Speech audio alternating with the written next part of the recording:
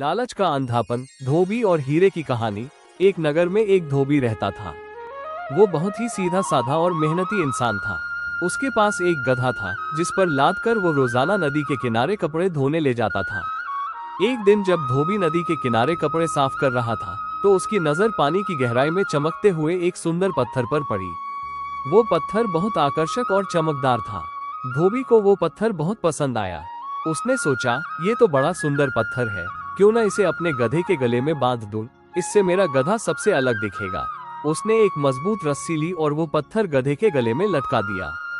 कुछ दिनों बाद एक जौहरी की नजर उस गधे पर पड़ी। जौहरी पारखी था। वो तुरंत समझ गया कि वो कोई साधारण पत्थर नहीं बल्कि एक बहुमूल्य हीरा है। जौहरी के मन में लालच आ गया।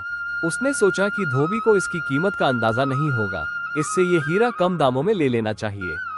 जौहरी धोबी के पास गया और बड़ी लापरवाही से बोला, भाई, तुम्हारे गधे के गले में ये पत्थर काफी चमक रहा है, अगर तुम चाहो तो मैं इसे 10 रुपये में खरीद सकता हूँ। धोबी ने सोचा कि अगर उसे इस पत्थर के 10 रुपये मिल रहे हैं तो शायद यह और भी कीमती हो सकता है।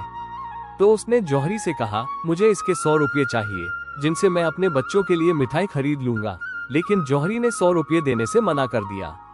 उसने सोचा, धोबी को 100 रुपये देने से अच्छा है क्यों न मैं उस जगह का पता लगा लूं जहां से इसे ये पत्थर मिला है।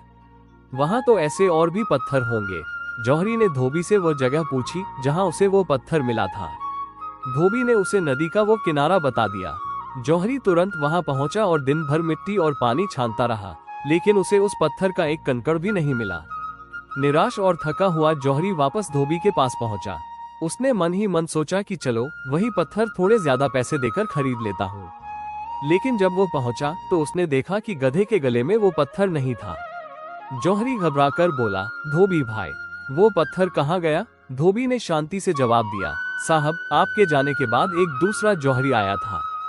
उसने मुझे उस पत्थर के 1000 रुपये दिए तो मैंने उसे बेच दिया। ये सुनते ही जौहरी के पैरों तले जमीन खिसक गई। वो गुस्से और हताशा में चिल्लाया, अरे मूर्ख, तूने क्या कर दिया? वो कोई साधारण पत्थर नहीं बल्कि करोड़ों का हीरा था। तूने कौड़ियों के भाव उसे बेच दिया। तुझ जैसा मूर्ख मैंने आज तक नहीं देखा। धोबी मुस्कुराया और बड़ी विनम्रता से बोला, साहब, मैं तो अनपढ़ धोबी हूँ, मुझे हीरे और पत्थर की परख नहीं थी। मेरे लिए तो वो सिर्फ एक चमकने वाला खिलौना था।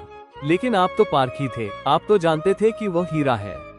फिर भी आपने चंद रुपयों के लालच में उसे तुरंत नहीं खरीदा और हाथ से जाने दिया। अब आप ही बताइए, मूर्ख मैं हूँ या आप? जौहरी के पास कोई जवाब नहीं था। वो अपना सिर पकड़कर वहीं बैठ गया। कहानी की सीख, लालच इंसान की बुद्धि को भ्रष्ट कर देता है।